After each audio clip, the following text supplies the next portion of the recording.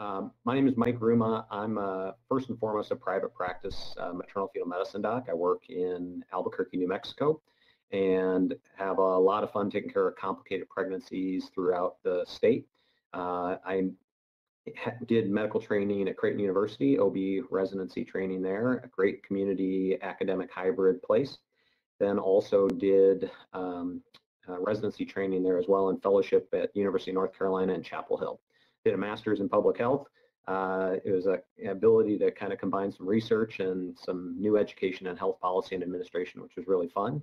And I've been in private practice for 12 years and also have enjoyed doing a lot of different speaking engagements for Hologic on their behalf, primarily around preterm birth prevention and preterm birth prediction.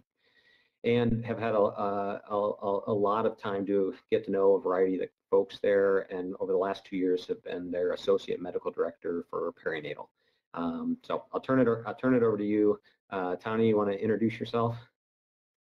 Sure. And my name is Dr. Tanya Chafee. I ironically work for the institution that I was born at, University of California, San Francisco.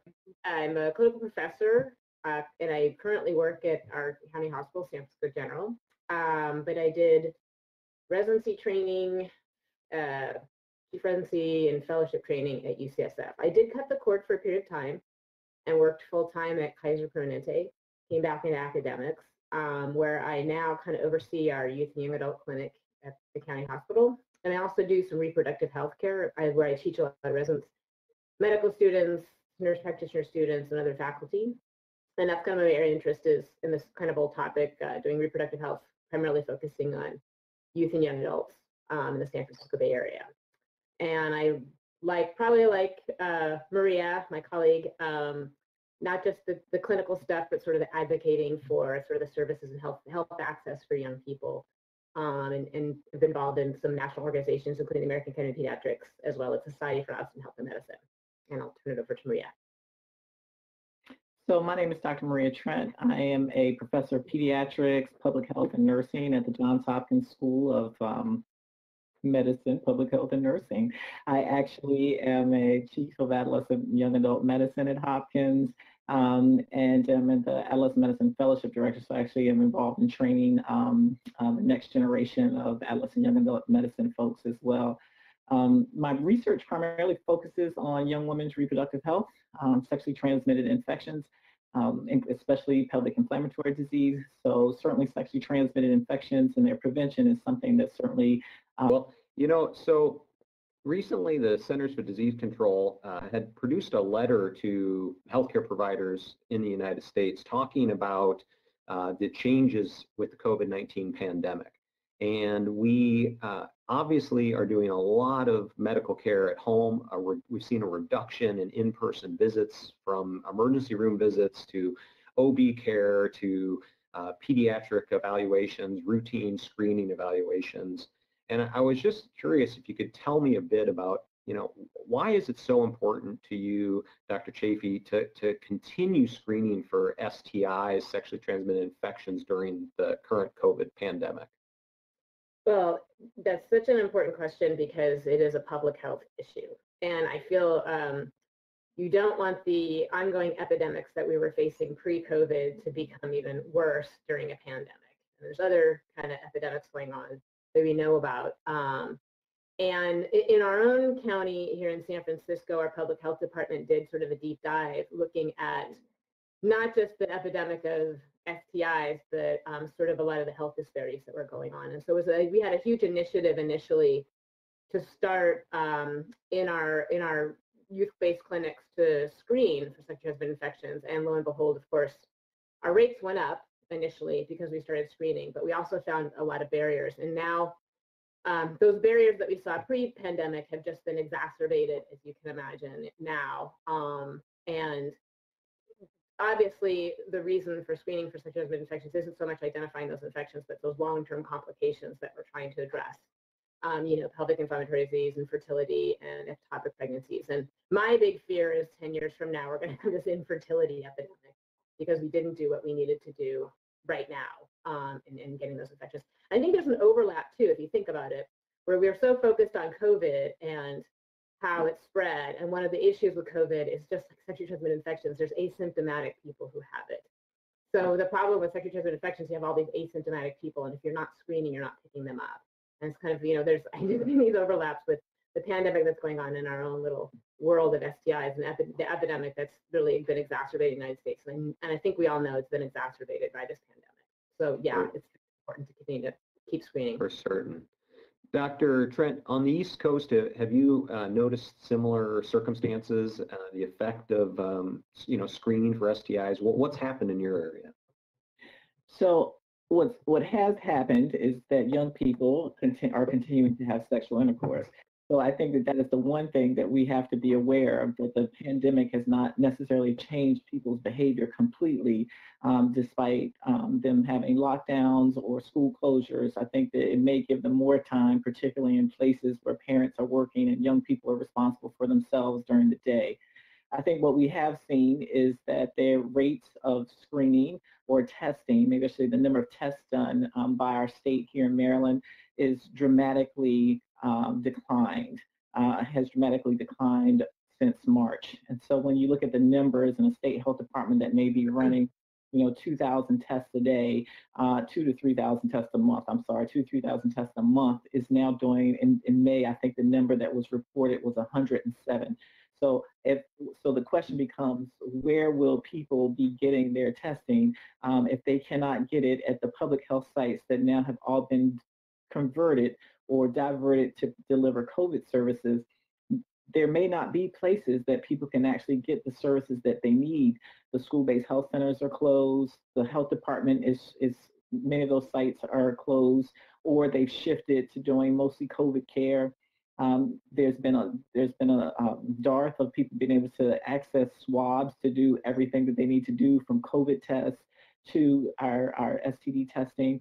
And so that's a real challenge. I think I also worry about some of the things that Tanya describes, which are really this intersectionality between age, racial ethnic disparities that are existing, and poverty, and how that comes together to create this problem around sexually transmitted infections, I think particularly for young people. And so I think that what is on the West Coast is also on the East Coast, and I can't imagine that it's not in the middle of the country as well. I think that what we see is the map of STDs in the United States. We see the numbers that have come out. They just announced that we're having the highest rates of STDs we've ever seen. And suddenly we have no resources for people to get the care that they want or the care that they need. So I think that what we also see is finally that people can't get into slots. And so because of COVID-19, there are not as many appointments for people to receive care. And then what we've had to do is to really increase our telemedicine visits, then create pathways that will allow patients to come in to have some basic triage and then to have lab testing. So I think that one of the strategies that we have to work on moving forward is how we can combine telemedicine services with expedited or fast-track laboratory services for these patients. Yeah, certainly. So a tremendous lack of, evaluation of these patients, and people focus solely on COVID-19. What are you guys doing in your own practices to emphasize to those individual patients that testing and screening is still important to their sexual health? Go ahead. No, I was just going to say the first thing is people. Full disclosure, while I am focused on sexually transmitted infections as a part of my career development, people are dying of COVID-19 and people are getting very sick. So I don't want to take any effort away from that. I think we need a ramped up effort overall, probably more than anything else. I think my comments are mostly just to say that as we're thinking about doing other work, that we have to keep in mind that all of those things that were existing beforehand could become exacerbated. I know, as an example, I have a study that has not been recruiting patients since March. And yesterday, we opened our first day of recruiting PID patients back in the emergency department. We usually recruit, several patients a month. So for us to have recruited our first patient on the first night back from the emergency department says something about people's need. that site was like, please come back. We have these issues because we also provide some care to those patients and a safety net around PID services. So I think both things are happening. I think that's what the point I wanted to say. I think what we have done is I think we have made a huge leap as it relates to telemedicine services in our practice. At one point, I was mostly only doing telemedicine for our team, and to be able to connect with people in their homes is tremendous. I think that I just feel that the thing that we are now challenged with is optimizing our fast track for, we've now opened up nurse visits who can then facilitate getting into the lab. But I think if there are ways that people could just take their lab slip and go to the lab and do a self-collected specimen and to turn it in, or to have some public health sites where they can get COVID tested and STD tested on the same day, I think we have to start to be creative if we want to really address this problem during the pandemic. Dr. Chafee, how are you emphasizing the importance of STI screening and testing to your patients? Well, like Maria said, it's been a way shift change going from a lot of inpatient, even sort of outreach. We have a homeless youth population that are extremely high risk, and they've not really been getting a lot of the same clinical care that they need. So with the telemedicine change, most of the patients we were initially seeing, and I think this is probably where I would assume it's sort of the same as we were only seeing like essential visits, were those visits where people had symptoms and we knew they had to be seen and they couldn't go unseen, for whatever care it was. So obviously getting a lot of symptomatic patients were the only ones who were really getting tested for STIs. We had a lot of positives. We weren't doing any screening at all because of the lack of ability. And again, like we mentioned, the resources for a lot of the clinics were diverted to COVID care. And I think people now are realizing we can't silo ourselves off to just COVID care. There's a two message I do want to bring up after this point is that now I think people are thinking, okay, there's a two-way street. And I'm noticing kind of this, there's in our own institution, there's almost a stigma of going to the hospital where all the COVID patients are, and people don't want to go there for their routine checkups. And they're fine with the telephone visits, but even being able to do the lab visit, to have them come in to just drop a specimen off or get a specimen, sent home, there's little barriers around that. But one of the other messages, particularly with youth and young adults, that we're seeing is because they're not interfacing, whether it's telemedicine or in person, we're not able to give them that sort of additional COVID messaging around how to be safe and how to wear masks and these other things that I think, again, we're trying to step outside of our box. Yes, we do a lot of STI care pre this, but now that we're in this COVID world, I'm really, and a lot of us who work with young people are trying to advocate that we do need to get young people back into care, whether it's telephone visits or whatever, or trying to even have the school-based clinics do sort of outreach, virtually to young people, so they get that messaging, not just about STI care, but also about how to prevent getting COVID as we see young people getting more infected. And that's kind of the public health message. So the workarounds we have been doing is similar to what Maria and I think some other people are doing that we didn't really think about before, which young people do, at least ones we've been working with, really, they want to get tested. A lot of them do feel like they know they probably should be getting tested. And we call it curbside testing, where we have limitations even to bathrooms, because a lot of the clinics are co-located with other organizations that don't want to have people in and out all the time. So we, hand off the swabs. There's a health plan here that's even talked about mailing the swabs to homes. There's obviously issues around confidentiality and how that would work. But kind of a workaround that was happening pre-COVID was when our clinic moved to universal screening for sexually transmitted infections. So we didn't really base it on even if they were sexually active. We kind of allowed the young person to decide for themselves whether they wanted to get tested, explaining what the test was. So it was that opt-in instead of the opt-in instead of the opt-out instead of opt-in. And that I think is something that we're going to look at as a possibility for mailing tests sort of universally, and allowing the young person to decide whether they want to mail it back and collect it however. But it's really being creative in how we do this, knowing we can't go back to the normal way of doing clinical medicine and a lot of in-person visits. It's just not going to happen. Probably not going to happen for a while. So it's to be continued. I know there's some studies out there that looked at like mailing in STI tests and how that works, and the billing and all that, and how to keep it confidential, or obviously have those barriers to doing something like that. But I think the curbside testing is something that's going to be sort of standard of care moving forward. let's talk a little bit more about that. So, I mean, let's talk, how do we get creative with testing? These are tests that we would usually, as healthcare providers, physicians, nurse practitioners, midwives, family practice docs, we would be collecting ourselves. How you mentioned curbside testing, mail testing. Could you guys both, maybe Dr. Trent, if you want to start, give us some examples on, the creativity of self-collected samples or mail-in specimens. So what's interesting is that we have been doing in the field. We've been out in the field collecting specimens for patients for, I don't know, 10 years now, and it's highly effective. So we have outreach workers who go out and do it. And for our research now, we have a touchless system of specimen delivery and collection, in part because there are some challenges to delivering specimens via mail and having them returned. That's also an issue during COVID. So I think that, so we have a system now where we take the specimen out, we leave it, then there's a touchless system where they return it, and we return those to the lab. And that has been very effective. Our specimens have all been intact, and it has worked very well. I do think that having some systems where they can go into laboratory spaces that do that work, allow them to collect self-collected specimens in a professional setting, without naming names, but there's sort of big box places that people can go and have labs done, and facilitate, including our own lab. I think that people aren't used to that happening, but there's no reason it couldn't happen. I do think we have to begin to teach patients, though, that these options are available for them, particularly people who are not yet seasoned, who are newly sexually active, who are new in STD testing, that they do need some support around that. And so one thing that we have done to try to introduce our telehealth services, our options around getting care, has been to also talk to the community.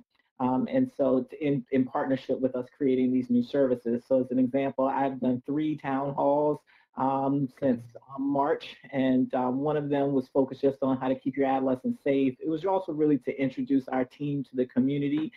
Since our division is relatively new at Hopkins, we've always been a part of general pediatrics. The second thing we did, there was another one I did on keeping your adolescents safe. It was for parents. And then I did another one on sexual health during COVID. And that was for young people, but a lot of parents also attended that session. It was public as well, and got some really interesting questions. And so I think that people want to know how to use services, when they need to seek services. And so in addition to creating these really novel ways to collect specimens, to deliver information, for them to access testing, I think we also have to teach people where to access it, how to access it, and what do they do if they get a positive result, and then how to get them back into care for treatment. So I think all of those things are a part of it. Okay. Dr. Chafee, can you give me a little bit more detail? Well, what are the instructions on self-collection for vaginal specimens? So we use a standard, in multi-language handout that they get about how to do vaginal swabs. I will say, though, pre-COVID, there's a push within our own department not just to do, vaginal or urine-based testing, which was sort of what people were doing. Just as an aside, like we started doing universal screening, we had a line at the bathroom because they kept ordering urines, not realizing you could do swabs, and that you didn't have to have everybody go to the bathroom; you could just use the swabs. But with that said, is now finally more history of where people are having sex, what kind of sex they're having. So we kind of have a protocol right now where we'll do vaginal or self-collected anal swabs for patients. But oral swabs, we've sort of decided those have to still be in person, just to make sure they're not gagging themselves, but also correctly collecting them, because I don't think oral swabs can be done as adequately self-collected, although we could probably do a study to see if something like that would work. So right now, they get a handout in the package that they get. For guys, obviously, we usually have a urine cup for them, depending, but then we need to know what sites. We've been noticing some positive oral gonorrhea and everything else negative. So that's kind of like reinforcing the need to kind of test where a person's and how they're having sex and which site they're going to be collecting from. I think it's important for providers to know. And I read recently, Maria might know as well, that they're seeing more extragenital infections in women that previously were not really studied. Go for it, Dr. Trent. I was just going to say they are. I think the challenge becomes how many sites can you test from in a visit for those patients. That becomes an issue for insurance coverage in all those states. So I do think that's the other reason why even a novel telemedicine visit can be very useful for those patients, because it's an opportunity to collect data without the patient being in clinic for a long time. And then you can order the things that they need. We've not had that issue with Medicaid, but I think certainly for private insurance, that has been a challenge. Yeah. As experts in your fields in adolescent infectious disease and sexual health, what are some of the societies, or are there guidelines that you're seeing coming forth from your professional societies about how to do STI screening during the pandemic? It's interesting. So I think that the CDC letter was a very powerful instrument and a discussion amongst our group. I think it liberated people to try to provide care in really, difficult circumstances. I think our stance has been that we would try our best to continue to provide services to the patients. And so we're trying to add one more slot, or we're trying to do a telemedicine visit or telephone visit and then convert it into a nurse visit so we can get the specimens. So I think that what we have had to do is to really be creative about getting that done. But I think we have a federally funded site that provides free and low cost services to young women and men. And so for us, that in-person care is often where they can get everything they need. They can not only get the care, but they can get the contraception, they can get the STD treatment while they're there. They can get condoms while they're there. They can get a person to talk to them about the details about their sexual behavior and help them walk through next steps. So it's a really comprehensive service that we offer. And so I think we're trying our best to scaffold them to make healthy choices in the future. And that does require, I think, some interface with us. And so I think the safer and safer it becomes, the more open we'll be to that. But I think that for our patients who are scared to come in, so we do have patients who are not yet ready to come in, although they want care, really actively using the telephone and telehealth services, I think, has been really critical for them. I was just going to echo, because sort of, both Maria and I are adolescent medicine docs, where our whole world is the life of workarounds.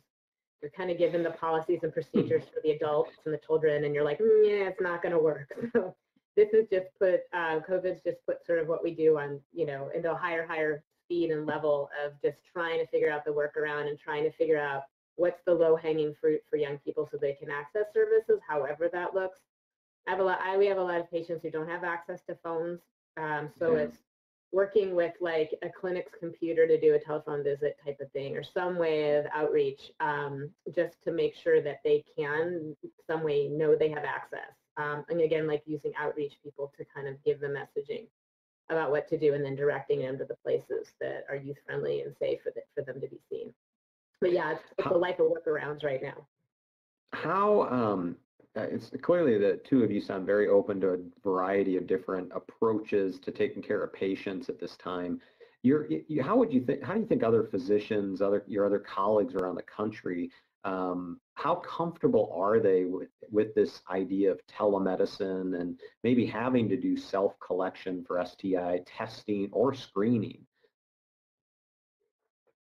So from an adolescent medicine perspective, I'll share that I'm the immediate past president of SAM. We have had numerous lunchtime sessions and virtual webinars to really support our providers transitioning into a virtual environment. We have some experts in our organization who have been doing this for decades and who are very seasoned with this type of work to really walk people through.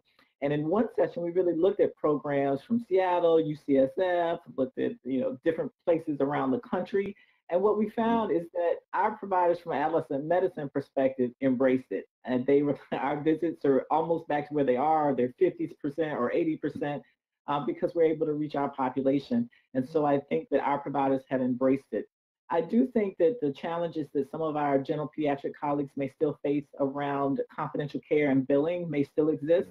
And so I think that knowing that there are these other places that also support adolescents in the community has been really important for them. I think we still see referrals. We've debated whether or not we should see our patients and how many new referrals we should see during this time. But I think we've worked really hard to try to support our colleagues in the community still, particularly because we still have federal funds that we can use to do that testing and provide support to our patients. So I think COVID-19 has been a challenge, but I also think it's been an opportunity for us across disciplines to really come together and to work together to support each other. We have pediatricians working on adult units. We have people referring patients that they can't manage, or we have really a collaborative spirit. And so I think that's the one thing that it's really shaped medicine to do, is to really work very creatively across lines that maybe existed before, across silos, to really help people be healthy.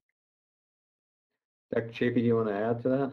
I share so much. I think there was, and I think general pediatricians felt this crunch more and more to see more patients in less time.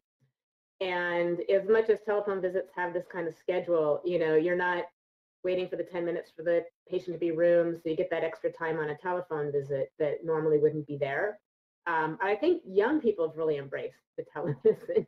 I feel, with the vast majority of them, I mean, some definitely, I think, want to have their body checked or whatever in person, but it's been sort of a win-win, because I think young people feel like they can get more time with their provider. So they've really embraced the telemedicine, and then kind of, there's a mutual understanding about, well, maybe we need to have you actually come in for in-person visit.